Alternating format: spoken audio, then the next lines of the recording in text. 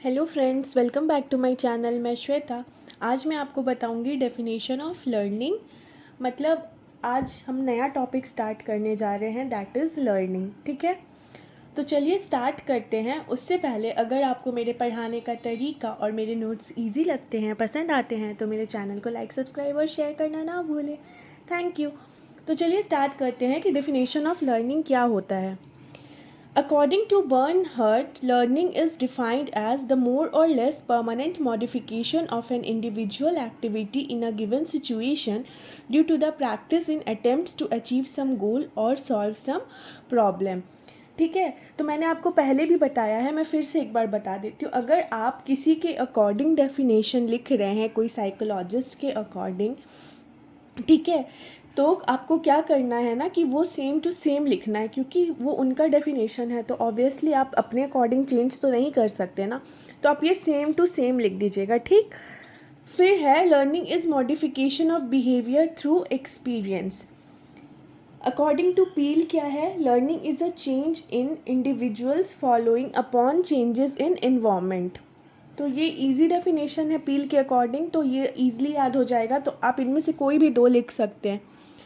फिर है according to Gagne, learning is a change in human disposition and capability which can be retained and which is not dependent only on process of development।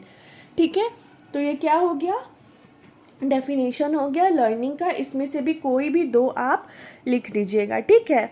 अब है, हम ये देखते हैं next topic क्या है, the learning process. The learning process involves a motive, an attractive goal and a block to achievement of goal।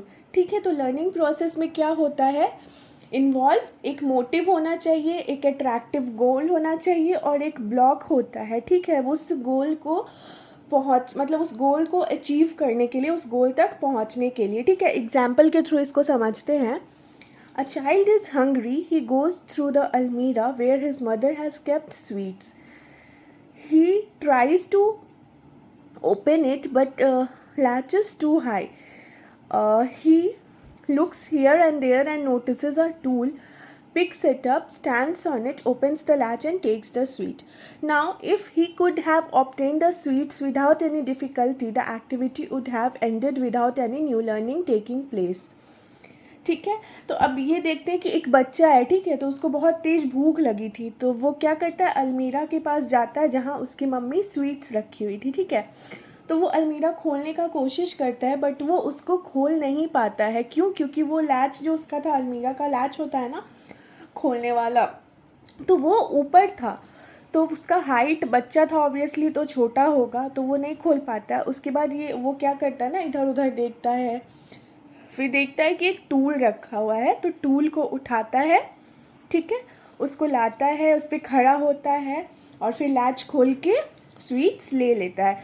अगर वो ईज़िली अलमीरा खोल सकता, ठीक है, अगर वो उसके पहुंच में होता, कोई डिफ़िकल्टी वो फेस नहीं करता, तो कोई न्यू लर्निंग टेक प्लेस होता नहीं ना, वो कुछ नया सीखता नहीं सीखता।